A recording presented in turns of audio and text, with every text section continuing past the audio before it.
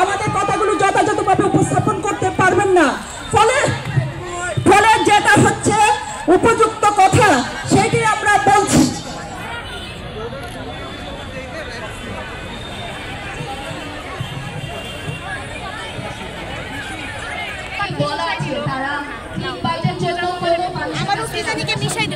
কি মিশে দিল?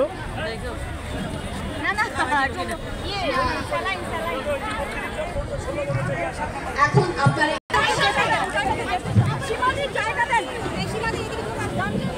আরেকজন কই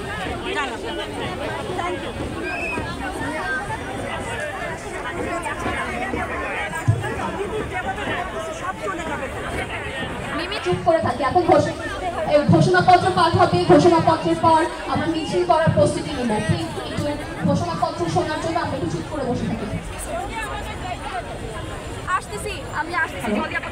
হবে বৈষম্য বিরোধিতা ও সাম্যের যৌথ মূল্যবোধের উপর সমতা ও ন্যায্যতার পথে এই মৈত্রী যাত্রায় আমরা সবাইকে স্বাগত জানাই।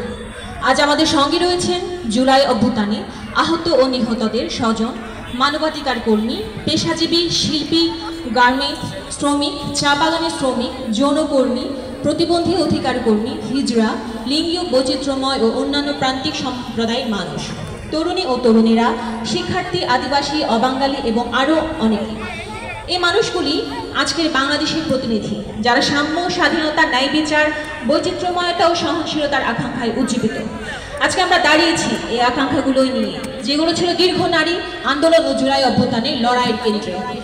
বাংলার ইতিহাসের পরিক্রমায় আমরা দেখে এসেছি ব্রিটিশ বিরোধী আন্দোলন, তেভাগা, টঙ্ক, নানকার থেকে শুরু করে 52 ভাষা আন্দোলন, 71-এর মুক্তিযুদ্ধ, 90-এর গণভুত্থান, ফুলবাড়ি ও কানসার আন্দোলন, ধর্ষণ বিরোধী আন্দোলন, সুন্দরবন রক্ষার আন্দোলন, নিরাপদ সড়ক আন্দোলন, ভ্যাট বিরোধী আন্দোলনে নারীসহ আমাদের সকলের সাহসী ভূমিকা। কিন্তু আমরা উদ্বেগের সাথে লক্ষ্য করছি যে অভ্যুত্থান পরবর্তী সময়েও নারীসহ অন্যান্য প্রান্তিক জনগোষ্ঠীর এই অগ্রযাত্রায় নানান প্রতিবন্ধকতা সৃষ্টি করে চলেছে প্রতিক্রিয়াশীল গোষ্ঠী ও পিতৃতান্ত্রিক সমাজ ব্যবস্থা। নারীর সামাজিক জীবনযাত্রার ক্ষেত্রে তারা বাধা তৈরি করছে। ব্যক্তিগত আক্রমণ, সিদ্ধান্ত গ্রহণে বাধা এবং অনলাইনে হয়রানি করে রাজনৈতিক পরিসরে নারীর অংশগ্রহণ নিরুৎসাহিত করার তৎপরতা দিবালোকের মতো স্পষ্ট।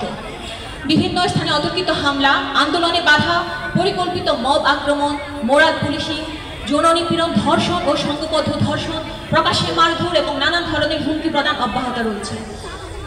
সম্প্রতি নারী অধিকার সংক্রান্ত সংস্কার উদ্যোগের অংশ হিসেবে নারী বিষয়ক সংস্কার কমিশন গঠন করা হয়। বিভিন্ন খাতে সংস্কারের উদ্দেশ্যে সরকার কর্তৃক গঠিত অন্যান্য সব কমিশনের মতোই এই কমিশনটি গঠিত হয়েছিল। এই কমিশন শ্রমজীবী নারী, প্রান্তিক জনগোষ্ঠীর নারী ও অর্থনৈতিকভাবে পশ্চাৎপদ নারীর জীবনমান উন্নয়নের লক্ষ্যে 433টি সুপারিশ পেশ করে। অন্যান্য সব কমিশনের মতোই এই কমিশনের সুপারিশও ছিল নানা আলোচনা সমালোচনার উপাদান। কিন্তু আমরা দেখেছি রিপোর্টের প্রকাশের পর থেকে অধিকাংশ গুরুত্বপূর্ণ ও মৌলিক অধিকার সংক্রান্ত সুপারিশগুলোকে ইচ্ছাকৃতভাবে এড়িয়ে গিয়ে এবং গঠনমূলক আলোচনা সমালোচনার সুযোগ না রেখে নানা ধরনের অপপ্রচার চালানো হচ্ছে।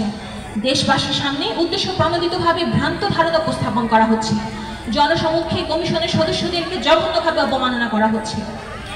এত কিছুর মধ্যে আমরা দেখলাম জুলাই অসংখ্য নারীর আত্মত্যাগ ও শহীদদের রক্তের উপর দাঁড়িয়ে গঠিত অন্তর্বর্তী সরকার নারীর উপর অব্যাহত নিপীড়ন, অপমাননা ও অপমানের বিরুদ্ধে আশ্চর্য রকম নিশ্চুপ। সরকারের নিজের তৈরি করা নারী বিষয়ক সংস্কার কমিশনের সদস্যদের উপর এই ধরনের ন্যাক্কারজনক আক্রমণের পরেও সরকার কোনো ব্যবস্থা নেয়নি। আমরা দেখছি সমতার দাবিকে অবমূল্যায়ন করে, মর্যাদা ও ন্যায় বিচারের আকাঙ্ক্ষাকে অগ্রাহ্য করে গণতন্ত্রের স্বপ্নকে সংখ্যাগরিষ্ঠের কর্তৃত্ব ও নিয়ন্ত্রণের অস্ত্র বানানোর চেষ্টা চলছে। আমরা দ্ব্যর্থহীনভাবে বলতে চাই, যেখানে কাঠামোগত বৈষম্য ও সহিংসতা বিদ্যমান, সেখানে ন্যায়ের সংগ্রামকে বাধাগ্রস্ত করা, হুমকি প্রদান করা বা বিকৃতভাবে উপস্থাপন করা আদতে সেই সংগ্রামের জরুরতাকেই প্রমাণ করে। এটা আমাদের দাবির সততা ও ন্যায্যতাকে পুনঃপ্রতিষ্ঠিত করেছে।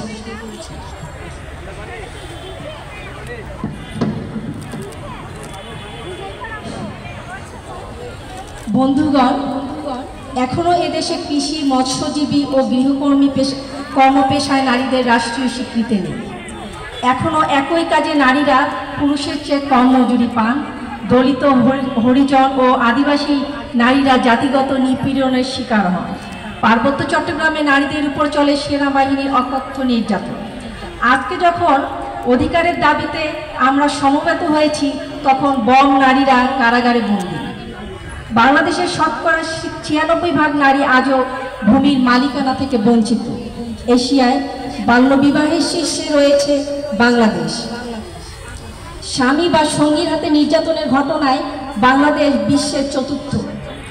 প্রতিনিয়ত নারীরা বৈবাহিক ধর্ষণের শিকার হচ্ছেন। ধর্ষণ, সংঘবদ্ধ ধর্ষণ, ধর্ষণের পরে হত্যা, যৌতুকের জন্য হত্যা, আত্মহত্যায় প্ররোচনা আর যৌন নিপীড়নের মতো গুরুতর অপরাধের মামলায় 97% ক্ষেত্রেই কোনো বিচার হয় না। অভিন্ন পারিবারিক আইন না থাকায় এই প্রতিষ্ঠানটি প্রাতিষ্ঠানিক বহু নারী বঞ্চিত। এখনো যৌনকর্মীদের নাগরিক সুরক্ষা নেই। এখনো লিঙ্গীয় বৈচিত্র্যে মানুষদের স্বীকৃতি নেই। অহরহই প্রবাসী নারী শ্রমিক দেশে ফিরছে লাশ হয়ে। এই সকল কাঠামোগত বৈষম্যের বিরুদ্ধেই আমরা সংঘবদ্ধ লড়াই। আমাদের লক্ষ্য সাম্য ও মানবাধিকার প্রতিষ্ঠা। আমাদের সংস্কৃতি, ইতিহাস, ধর্ম কোনোটাই সরল নয়, সমরূপী নয়। জাতীয় ঐক্যের দোহাই দিয়ে নারী বা অন্য কোনো প্রান্তিক গোষ্ঠীর অধিকার, মর্যাদা ও সমাজ ন্যায্য অবস্থানের দাবিকে অস্বীকার করা যাবে না। আমরা মনে করিয়ে দিতে চাই, কৃষকের ভূমির অধিকার থেকে শুরু করে পরিবেশগত ন্যায্যতা প্রতিটি নারী সংক্রান্ত বিষয় এবং নারীর অধিকার একটি ন্যায় ভিত্তিক সমাজের নির্ণায়ক।